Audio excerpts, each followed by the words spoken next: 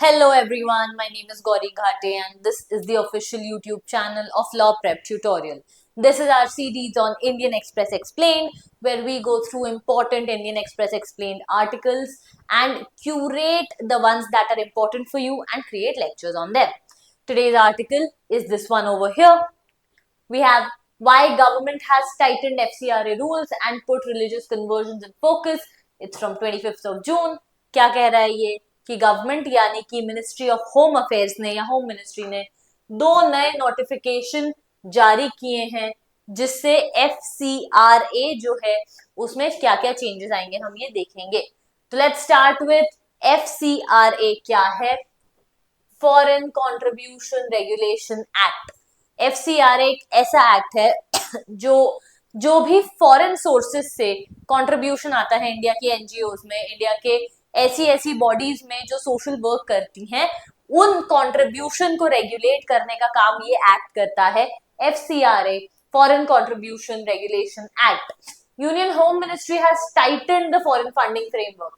ये foreign funding framework है NGOs और एसोसिएशंस के लिए, और इसने मिनिस्ट्री ऑफ होम अफेयर्स ने दो नए नोटिफिकेशन जारी किए हैं.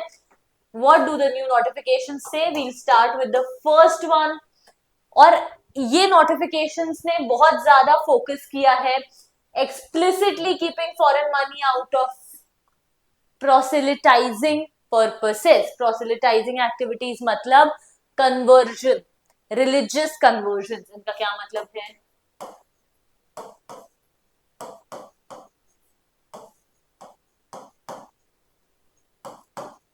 ओके, तो रिलीजियस कन्वर्जन से रिलेटेड जो जो एक्टिविटीज हैं वहां से फॉरेन फंडिंग का पैसा बाहर रखना है. इन दो नोटिफिकेशंस ने इस बात पे फोकस किया है. फर्स्ट नोटिफिकेशन ने अमेंड की है foreign contribution regulation rules of 2011. Okay, एक नोटिफिकेशन ने ये रूल्स अमेंड की हैं, ये एक्ट अमेंड नहीं किया है. और इसमें इनने क्या कहा है कि जो एवरी FCRA रजिस्ट्रेशन, जो नया FCRA रजिस्ट्रेशन आता है उसे पर्पस और किस स्टेट और यूनियन टेरिटरी में ये फंड यूज किया जाएगा ये बताना अति आवश्यक है. तो पहला क्या है? पहला उनको बताना होगा कि purpose of the fund, and second state and UT या फिर स्टेट और यूटी जहां इस फंड को खर्च किया जाएगा. ओके, और अब ऑर्गेनाइजेशंस को सिलेक्ट करनी पड़ेगी एक्टिविटीज एक गवर्नमेंट के प्रिस्क्राइब शेड्यूल में से जिसमें 105 परमिसिबल पर्पसेस हैं. तो ये जो सारे फंड्स आ रहे हैं बाहर से, एक शेड्यूल बनाया है गवर्नमेंट ने जिसमें 105 एंट्रीज हैं. उसमें से इनको सिलेक्ट करना है कि किस पर्पस के लिए आ रहा है ये पैसा. पहले क्या होता था? पहले अपने आप से स्पेसिफाई कर सकती थी ऑर्गेनाइजेशंस की इस पर्पस के लिए पैसा यूज किया जाएगा, लेकिन अब क्या हो रहा है?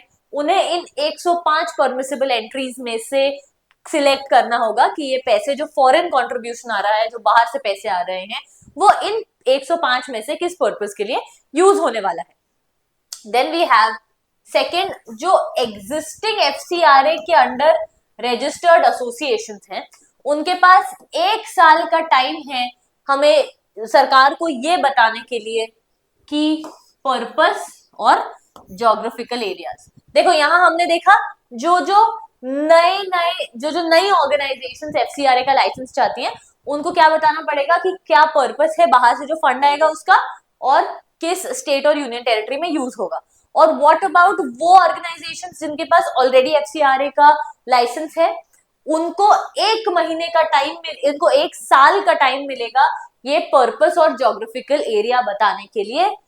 अगर उनको रिटेन करना है अपना रजिस्ट्रेशन, अगर उनने 1 साल में नहीं बताया तो उनका रजिस्ट्रेशन और लाइसेंस कैंसिल हो जाएगा. और इससे ज्यादा कोई एक्सपेंशन हुआ, मतलब ये जो यहाँ स्पेसिफाइड पर्पस है उससे ज्यादा अगर पर्पस आपको किसी और चीज के लिए यूज करना है, जैसे मान लो आपकी ऑर्गेनाइजेशन को इटली से पैसे आए हैं वाटर सिक्योरिटी के लिए, ठीक है, वाटर मैनेजमेंट, क्लीन वाटर के लिए, लोगों को साफ पानी प्रोवाइड करने के लिए फंडिंग आई है एक आपके एनजीओ को। तो अगर आपको क्लीन वाटर से एक्सपैंड करना है गर्ल्स एजुकेशन में, गर्ल चाइल्ड एजुकेशन में, तो आपको एक फ्रेश अप्रूवल लेना पड़ेगा मिनिस्ट्री ऑफ होम अफेयर्स से। साथ ही साथ नोटिफिकेशन में की फंक्शनरी जो टर्म है,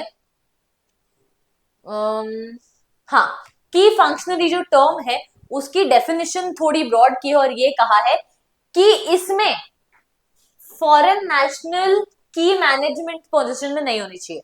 मतलब आपकी जो ऑर्गेनाइजेशन है अगर उसको एफसीआरए का लाइसेंस चाहिए, एफसीआरए की परमिशंस चाहिए, तो आपके एनजीओ के की फंक्शनरी या बोर्ड ऑफ डायरेक्टर्स में फॉरेन नेशनल्स नहीं होने चाहिए, इंडियंस ही होने चाहिए। साथ ही साथ एक मिनिमम यूटिलाइजेशन रिक्वायरमेंट है रिन्यूअल और कैंसिलेशन डिसीजंस की। मिनिमम यूटिलाइजेशन रिक्वायरमेंट किसे कहते हैं? मिनिमम यूटिलाइजेशन रिक्वायरमेंट ये होता है कि आपको जो बाहर से पैसा आ रहा है वो पैसा किस तरीके से यूटिलाइज हुआ है आप वो रिपोर्ट करेंगे। साथ ही साथ मैंडेट करता है ये extensive disclosure, annual returns including report, social media accounts, जो जो आपके ऑर्गेनाइजेशन के हैं सब आपको रिपोर्ट करना है अगर आपको आपका एफसीआरए का लाइसेंस बनाए रखना है। तो अगर आपको आपकी फंड्स कंटिन्यू फंडिंग रखनी है बाहर से जो हो रही है तो आपको ये सब रिपोर्ट करना है। जो सेकेंड नोटिफिकेशन आया है वो रिवाइज किया है compounding penalties for violation such as excess administrative spending, speculative investment. Speculative investment क्या होता है कि आपने एफसीआरए का पैसा शेयर मार्केट में लगा दिया, उसमें आपको फाइन लगेगा। और कैसा फाइन लगेगा? कंपाउंडिंग फाइन लगेगा, हर दिन वो फाइन का अमाउंट बढ़ता जाएगा। Diversion of foreign funds and use of foreign contribution outside approved purposes और एरियाज। सिंपल ये मतलब है कि अगर अप्रूव्ड एरिया, ये जो इन 105 के सिवा, इन 105 में से आपके पास जो अप्रूव्ड है उसके सिवा अगर पैसा कहीं जा रहा है, आपको जो फंडिंग मिल रही है आपकी ऑर्गेनाइजेशन को, तो आप पे पेनल्टी जो है भारी होती जाएगी, कंपाउंड होती जाएगी आपकी पेनल्टी। साथ ही साथ अगर हम देखें कि 2011 के जो रूल्स थे उसके कंपैरिजन में क्या नया है इस बार, आंसर ये है कि अब जो है ज्यादा प्रिस्क्रिप्टिव रेगुलेटरी रिजीम हो गई है। मतलब अब और ज्यादा प्रिस्क्राइब किया है गवर्नमेंट ने कि इन इन इन ढांचों में आप, इन खांचों में आप फिट हो सकते हो, ठीक है। पहले क्या होता था, ऑर्गेनाइजेशन खुद अपने आप को ब्रॉडली आइडेंटिफाई कर सकती थी कि हम किस किस टाइप का काम करते हैं, जैसे रिलीजियस काम कर रहे हैं, cultural, educational, economic, social activities जो भी है वो खुद अपने आप को डिफाइन कर सकती थी। अब गवर्नमेंट ने क्या किया है, एक लिस्ट ऑफ अप्रूव्ड एक्टिविटीज बताई है और उससे रिलेटेड क्या क्या रजिस्ट्रेशन होंगे ये बताया। तो आप खुद को डिफाइन नहीं कर सकते हो, आप ये देख सकते हो कि आपकी ऑर्गेनाइजेशन किस एक्टिविटी में पार्ट ले रही है और उससे रिलेटेड जो रजिस्ट्रेशन होंगे आपको उस पर्पस का लाइसेंस मिलेगा।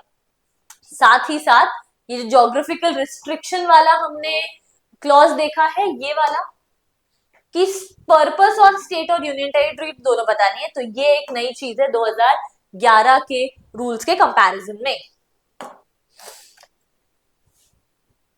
हाँ, साथ ही साथ पहले सिर्फ members of the executive committee या फिर चीफ फंक्शनरी लिखा जाता था उन लोगों को जो आपकी ऑर्गेनाइजेशन में एक इंपॉर्टेंट पोजीशन होल्ड करते थे।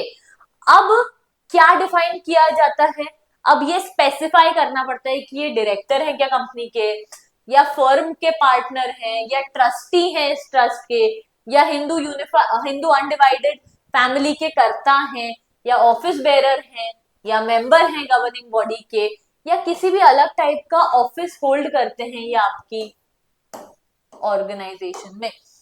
तो बेसिकली पहले आपकी ऑर्गेनाइजेशन में जो की फंक्शनरीज होते थे, जो डायरेक्टर लेवल के हाई लेवल ऑफिशियल्स होते थे आपकी ऑर्गेनाइजेशन या एनजीओ के, पहले उनको सिर्फ चीफ फंक्शनरी या मेंबर्स ऑफ एग्जीक्यूटिव कमिटी और गवर्निंग काउंसिल बोला जाता था। अब स्पेसिफाई किया जा रहा है कि अगर वो गवर्निंग मतलब वो किस टाइप का डिसीजन ले सकते हैं, कि ट्रस्टी हैं, कि कर्ता हैं, कि पार्टनर हैं, कि ऑफिस बेरर हैं, एक्सप्लिसिटली क्या एग्जैक्ट काम है उनका। अब इन नए रूल्स में ये बात आई है। और सबसे इंपॉर्टेंट बात जो इन जो 2011 के रूल्स को चेंज करके लाए गए हैं, एक्सप्लिसिटली लिखा गया है प्रोसेलाइटिजेशन, मतलब रिलीजियस कन्वर्जन।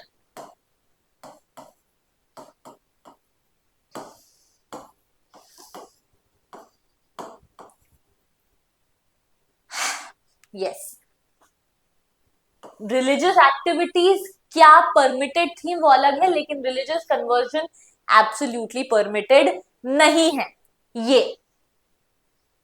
और साथ ही साथ फॉरेन नेशनल्स लीडरशिप पोजीशंस में नहीं होंगे, ये हम देख चुके हैं। मिनिमम यूटिलाइजेशन थ्रेशोल्ड है फॉरेन फंड्स की, और टाइटन स्क्रूटनी होगी इन ऑर्गेनाइजेशंस की जिनको बाहर से पैसा मिल रहा है। इन ऑल गवर्नमेंट की ओवरसाइट इंक्रीज हो गई है about how, where and for what purposes the foreign contributions can be used, right. Basically government ने टाइटन किया है क्यों सारे रेगुलेशंस को, कि उनको पता चले पैसा कहां से आ रहा है, पैसा कहां जाएगा, पैसा किस पर्पस के लिए यूज होगा, और जो भी ऑर्गेनाइजेशन इस पर्पस को इस पर्पस को सर्व कर रही है, इस पैसे को यूज कर रही है, उस ऑर्गेनाइजेशन के की फंक्शनरीज कौन है और क्या काम करते हैं वो। और तो और की फंक्शनरीज में कोई फॉरेन नेशनल तो नहीं है। स्पेसिफिकली धर्मांतरण को क्यों मेंशन किया गया है? 2011 के जो रूल्स थे वो रिकॉग्नाइज करते थे रिलीजियस एक्टिविटी, लेकिन कन्वर्जन को वो नहीं रिकॉग्नाइज, मतलब एक्सप्लिसिटली बोला नहीं गया था। जो नया फ्रेमवर्क है वो क्या क्या अलाउ करता है? रिलीजियस एजुकेशन, आप अपने रिलीजन से रिलेटेड एजुकेशन दे सकते हो। थियोलॉजिकल स्टडी, आप अपने रिलीजन से रिलेटेड फिलोसॉफिकल प्रैक्टिसेस कर सकते हो। प्रेजर्वेशन ऑफ रिलीजियस ट्रेडिशंस, आप अपने रिलीजियस ट्रेडिशंस को प्रिजर्व कर सकते हो। एंड रिलीजियस गैदरिंग्स कर सकते हो, पर एक्सप्लिसिटली एक्सक्लूड करता है कन्वर्जन ओरिएंटेड वर्क को। आप किसी का धर्म परिवर्तन नहीं कर सकते हो, आप किसी का रिलीजियस कन्वर्जन नहीं कर सकते हो under the new FCRA rules, right, नहीं कर सकते हो। Now the question that pops up, constitutional question है कि क्या इससे हमारा आर्टिकल 25 वायलेट नहीं हो रहा है? क्योंकि आर्टिकल 25 हमें गारंटी देता है right to profess, practice and propagate religion. तो इसके लिए हमको 1977 का एक केस देखना पड़ेगा, reverend Stanislaus versus state of Madhya Pradesh 1977, जहां पे सुप्रीम कोर्ट ने क्लियरली कहा था कि right to propagate religion does not include a right to convert other person. Okay, तो FCRA की जो रेगुलेशंस टाइटन हुई हैं, ये बहुत ज्यादा स्पेसिफिकली क्रिश्चियन मिशनरीज को जो फंडिंग मिलती है उस पे ओवरसाइट रखने के लिए इनको टाइटन किया गया है। और इससे सेंटर क्या सिग्नल कर रहा है कि जो फॉरेन कॉन्ट्रीब्यूशंस इंडिया में आते हैं वो रिलीजियस कन्वर्जन सपोर्ट करते हैं और फेथ बेस्ड एक्टिविटी सपोर्ट करते हैं, पर कन्वर्जन ओरिएंटेड वर्क सपोर्ट नहीं करते हैं। ठीक है, इन अमेंडमेंट्स की क्या आवश्यकता थी? अगर हम इस आर्टिकल को पढ़ें तो ये आर्टिकल क्लियरली ये बात करता है कि एग्जिस्टिंग जो फ्रेमवर्क्स थे वो एडिक्वेटली ट्रैक नहीं कर पाते थे कि जो फंड्स आ रहे हैं ये उसी पर्पस के लिए यूज हो रहे हैं जिसको अप्रूव किया गया था, या किसी और पर्पस के लिए यूज हो रहा है, being used for approved purposes और in approved areas of operation. The new system seeks to address this through purpose specific registration. आप रजिस्टर तभी कर पाओगे, ये याद है हमने देखा था, पर्पस बताना है और किस स्टेट या यूनियन टेरिटरी में यूज होगा ये पैसा, ये बताना है। ज्योग्राफिकल रिस्ट्रिक्शंस है, एनहांस डिस्क्लोजर है, आपको आपके social media, income tax returns सब डिस्क्लोज करना पड़ेगा गवर्नमेंट को, और रिपोर्टिंग करनी पड़ेगी और ज्यादा strictly. Ministry of home affairs के सोर्सेज ने ये भी कहा है कि इन ऑर्गेनाइजेशंस के जो एसेट्स हैं, जो फॉरेन कॉन्ट्रीब्यूशंस के थ्रू बने हैं, मतलब जो फॉरेन कॉन्ट्रीब्यूशन आए हैं उसके थ्रू इन एनजीओ या ऑर्गेनाइजेशंस ने जो एसेट्स बनाए हैं, प्रॉपर्टी हो सकती है, कोई बिजनेस हो सकता है, अगर आपका FCRA रजिस्ट्रेशन लैप्स हो जाएगा। कैसे लैप्स होगा? याद है हमने देखा था कि एग्जिस्टिंग FCRA लाइसेंसेस जिनके पास है उनको 1 साल का टाइम मिलेगा पर्पस और geographical location of the fund utilization बताने के लिए। तो अगर वो रिपोर्ट 1 साल में नहीं कर पाते हैं तो उनका लाइसेंस कैंसिल हो जाएगा। लाइसेंस तो कैंसिल होगा ना, उनको फंड्स मिल पाएंगे आगे बाहर से, और तो और उन जो पास्ट में फंड्स आए हैं उन फंड्स को यूटिलाइज करके जो उनने एसेट्स बनाए हैं वो कैंसल्ड या सरेंडर हो जाएंगे और वो गवर्नमेंट ऑफ इंडिया के पास आ जाएंगे। अगर आपको कंटिन्यू करना है फॉरेन फंड्स एक्सेप्ट करना तो आपको डिस्क्लोज करना पड़ेगा purpose and geographical location with in 1 year. With in 1 year means जो जिनके पास एग्जिस्टिंग लाइसेंस है उनको 1 साल मिलेगा और जिनको नए लाइसेंस चाहिए उनको अभी ही डिस्क्लोज करना है।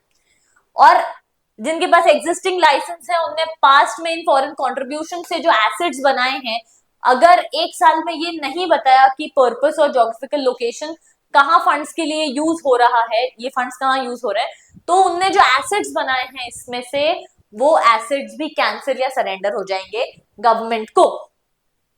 गवर्नमेंट ने बार बार कंसर्न्स फ्लैग किए हैं over misuse of foreign funding including alleged use in activities beyond approved purposes and in cases involving religious conversion। बहुत सारे केसेस ऑफ रिलीजियस कन्वर्जन मिल रहे हैं जो फंड हो रहे हैं फॉरेन कॉन्ट्रीब्यूशन से, इसलिए उनपे एक नकेल कसना गवर्नमेंट को और मिनिस्ट्री ऑफ होम अफेयर्स को जरूरी लगा। साथ ही साथ requirement that NGO submit detailed activity reports, क्या क्या एक्टिविटीज एनजीओ परफॉर्म कर रहे हैं, सोशल मीडिया अकाउंट्स डिस्क्लोज करें and identify ultimate donors behind donor advised funds और इंटरमीडियरी फंडिंग व्हीकल्स। मतलब क्लियरली बताओ पैसा कहां से आ रहा है, सोर्स कहां है पैसे का। This reflects a push to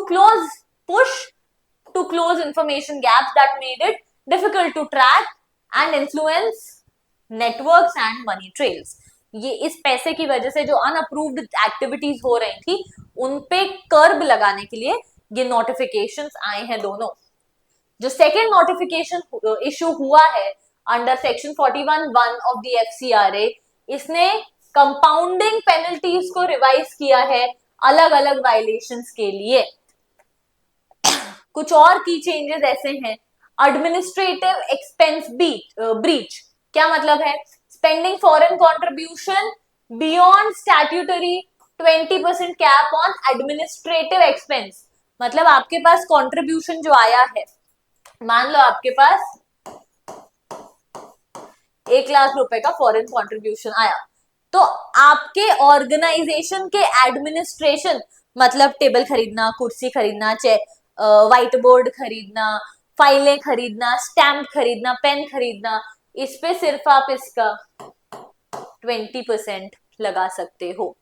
ठीक है, 20% से ज्यादा पैसा आप एडमिनिस्ट्रेटिव एक्सपेंस पे नहीं लगा सकते। ये क्यों किया है? ये इसलिए किया है कि लोग करोड़ों ले लें और बोले कि हमारे करोड़ों तो एडमिनिस्ट्रेटिव एक्सपेंस में खर्च हो गए, हमारी एनजीओ की बिल्डिंग बनाने में खर्च हो गए। जब जाओगे वो एनजीओ की बिल्डिंग देखने तो एक इतना सा कमरा मिलेगा, कुछ है नहीं, करोड़ों यहाँ कहाँ गए पता नहीं। एक्चुअली वो करोड़ों किसी और एक्टिविटी में लग गए, किसी और चीज की फंडिंग में लग गए।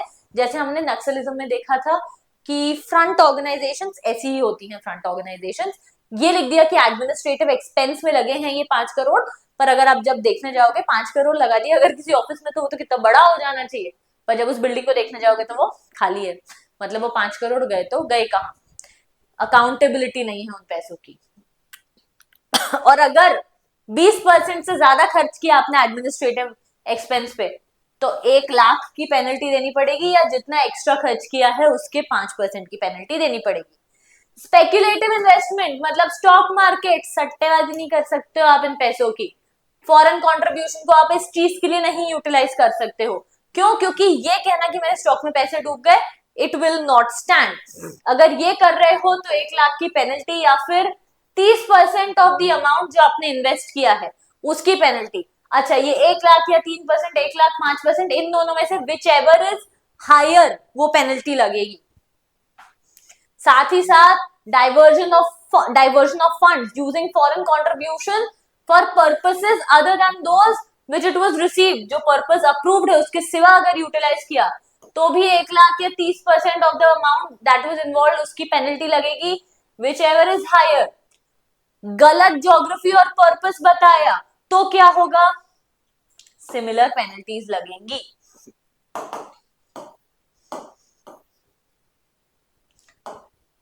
इसकी वजह से ये जो रिवाइज्ड पेनल्टी फ्रेमवर्क है इससे क्या रेज हो जाएगा?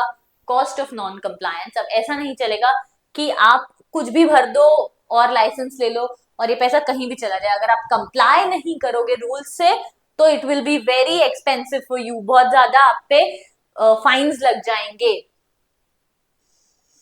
और अगर वायलेशन है तो इन वायलेशंस को सेटल करने के लिए एक स्ट्रक्चर्ड मैकेनिज्म अब बना है through compounding instead of facing full criminal prosecution. इससे पहले क्रिमिनल केस होता था, अब फाइन लगेगा। So these are the changes in the FCRA, the 2 notifications जो 2011 के रूल्स को अमेंड कर रही हैं। Why is it important for your CLAT? It is important because these acts are also a part of your legal syllabus, इसीलिए आपको ये सब पढ़ना अति आवश्यक है। ओके, आई होप आपको ये समझ में आ गया है, FCRA के बारे में आप समझ गए हैं। अगर आपको कोई डाउट है please feel free to enter that in the comment section and I'll be answering that personally. Okay, so this was the changes in the FCRA rules and regulation. I hope you all understood it and I'll see you in next session.